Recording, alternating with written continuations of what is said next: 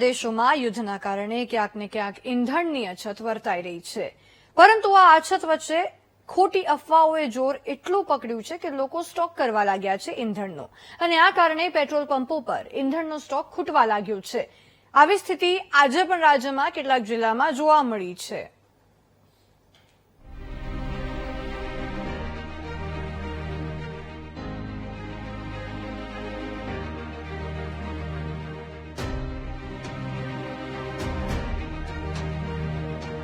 Petrol ડીઝલનો stock ઓછો છે.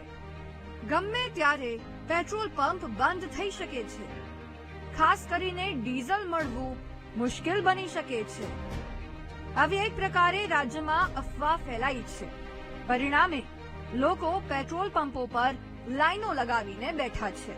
આ દ્રશ્યો ગીર સોમનાથના કોડનાર તાલુકાના છે, જ્યાં ડીઝલ નહીં મળવાના ડર સાથે ખેડૂતોએ પેટ્રોલ પંપો પર ટ્રેક્ટરોની લાઈનો લગાવી દીધી છે.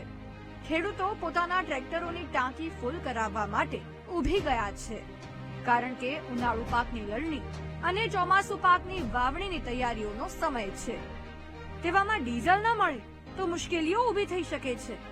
આ કારણે ખેડૂતોએ લાંબી લાઈનો લગાવી છે. ગીર સોમનાથ જિલ્લો અને જૂનાગઢ જિલ્લામાં ખાસ ડીઝલની શોર્ટેજ છે અને ખેડૂતો હેરાન થાય છે.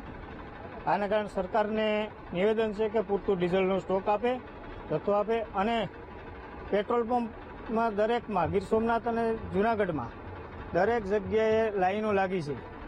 પેટ્રોલ પંપવાળાનું કહેવાનું છે કે પેટ્રોલ સાથે ડીઝલ ઓઇલ આપવામાં આવે છે. પેટ્રોલ પંપવાળાને ખાસ નિવેદન છે કે ખેડૂતોને હેરાન ન કરો, બધાને સરકાર ગાઈડલાઈન મુજબ થોડું ડીઝલ આપે. અત્યારે ખાસરિયા પેટ્રોલ પંપે પેટ્રોલ નખાવા આવ્યા, અમને 2000નું ડીઝલ મળ્યું.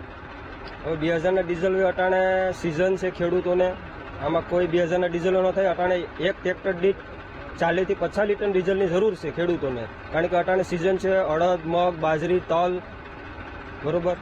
ખેડૂતો ડીઝલ વિના શું કરે? 2000ના ડીઝલ આમાં કંઈ ન થાય. 4 કલાક ટ્રેક્ટર હાલે 2000ના ડીઝલમાં. હવે શું કરે? અમે તો સરકારને એટલું નિવેદન આપીએ કે ડીઝલનો પૂરતો સ્ટોક આપે. એક તરફ ખેડૂતો લાઈનો લગાવીને બેઠા છે, તો બીજી તરફ પેટ્રોલ પંપ સંચાલકો પણ પૂરતો સ્ટોક ન મળતા પરેશાન છે. કંપની વાળા એવું કહે છે કે યુદ્ધની પરિસ્થિતિના હિસાબે ઉપર જે ભાવ વધારો થયો છે એટલે અમને નુકસાની જાય છે. પણ અમારું એવું કહેવાનું છે કે અમે જે આ પંપ ચલાવીએ છીએ એમાં જે અમારા છુપા બધી ખર્ચા હોય, કર્મચારી પગાર, લાઇટ બિલ, મેન્ટેનન્સ ખર્ચ, પછી જે અમારા એ હપ્તા આવે છે, તો અમે સાહેબને એવી વિનંતી કરી છે કે સાહેબ અમે ઉધાર તો માલ માંગતા નથી, અમે રોકડા પૈસા આપીએ છીએ, તો તમે અમને નિયમિત પુરવઠો આપો. તો એ લોકોનું સાહેબનું કહેવાનું એવું છે કે અમારે નુકસાની જવાથી તમને કાપીને 50% માલ આપીએ, એ પણ 4-5 દિવસે તમને માલ મળશે, તમારી પ્રમાણે એડજસ્ટમેન્ટ કરવું પડે. હવે અમારે અત્યારે ખેતીની સિઝન ચાલુ થઈ છે, ખેડૂતો અત્યારે અહીં ધમપછાડા કરે છે. હવે એમાં પાછી એ લોકો એમ કહે છે કે તમે લિમિટમાં આપો. માત્ર ગીર સોમનાથમાં જ આવી સ્થિતિ નથી, દરેક જિલ્લામાં આવા જ હાલ જોવા મળી રહ્યા છે. મોરબી જિલ્લાના હળવદમાં તો મોડી રાત સુધી ખેડૂતો પોતાના વાહનો અને કેરબા લઈને ડીઝલ લેવા માટે પેટ્રોલ પંપ પર લાઈનમાં જોવા મળ્યા, કારણ કે ગમે ત્યારે ડીઝલનો સ્ટોક ખૂટી જશે તો શું કરીશું તેવો ખેડૂતોમાં ડર જોવા મળ્યો છે. મોરબીથી વિશાલ જયસ્વાલ સાથે ગીર સોમનાથથી રોહિત બારડ.